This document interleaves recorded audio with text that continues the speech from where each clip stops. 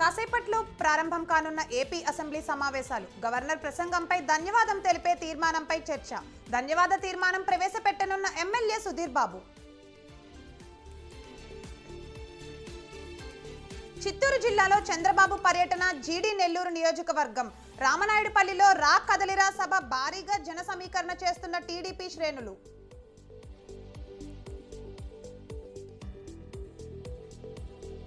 నేడు తెలంగాణ భవన్ కు కేసీఆర్ ఉదయం 11 గంటలకు కృష్ణా పరివాహక ప్రాంతంలో ఉన్న ఉమ్మడి జిల్లాల నేతలతో సమావేశం. అసెంబ్లీ సమావేశాలు, కేబినెట్ లో ప్రభుత్వం తీసుకున్న నిర్ణయాలపై చర్చ.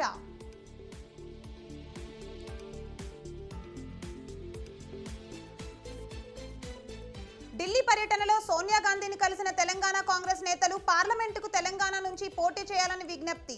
అవకాశాన్ని బట్టి నిర్ణయం తీసుకుంటానన్న సోనియా.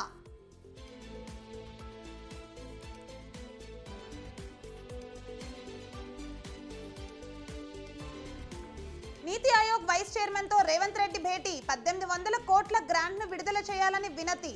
మూసీ నది రివర్ ఫ్రంట్ అభివృద్ధికి అవసరమైన నిధులు ఇప్పించాలని విజ్ఞప్తి.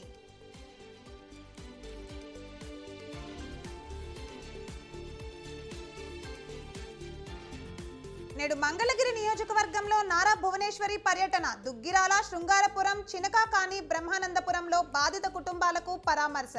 నలువూరి, ఎర్రబాలెం, కృష్ణాయపాలెంలో బాధిత కుటుంబాలకు ఆర్థిక సాయం అందజేత.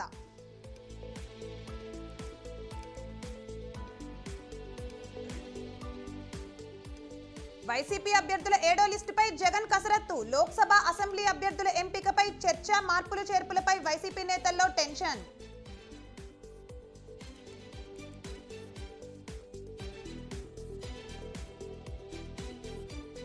శ్రీశైలం ప్రాజెక్టును సందర్శించనున్న జాతీయ డ్యామ్ సేఫ్టీ అథారిటీ కేఆర్ఎంబీ బృందం. 3 రోజుల పాటు శ్రీశైలం డ్యాం భద్రత, నీటి నిల్వలు, నీటి వినియోగంపై ఆరా.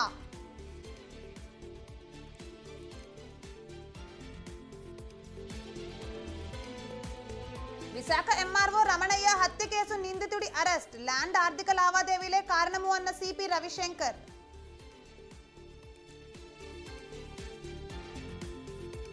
దేశంలో మూడోసారి ఎన్డీఏ సర్కారు ఖాయం. బీజేపీకి 370కి పైగా సీట్లు వస్తాయన్న మోదీ. ప్రతిపక్ష పాత్రను పోషించడంలో కాంగ్రెస్ ఘోరంగా విఫలమైందన్న మోదీ.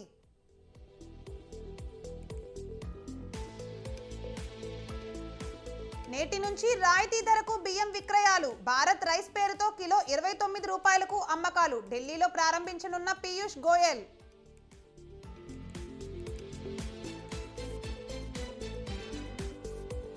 జార్ఖండ్ రాజకీయ సంక్షోభానికి తెర. విశ్వాస పరీక్షలో నెగ్గిన చంపై సోరెన్. ఆరోపణలు నిరూపించాలని ఈడీకి సవాల్ విసిరిన హేమంత్ సోరెన్.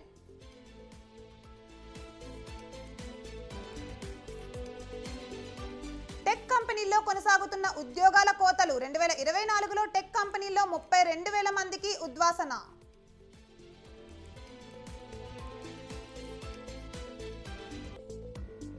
క్యాన్సర్ బారిన బ్రిటన్ రాజు చార్లెస్. కోలుకుంటారన్న బంకింగ్ హామ్ ప్యాలెస్ ప్రోస్టేట్ క్యాన్సర్ కాదని వెల్లడి.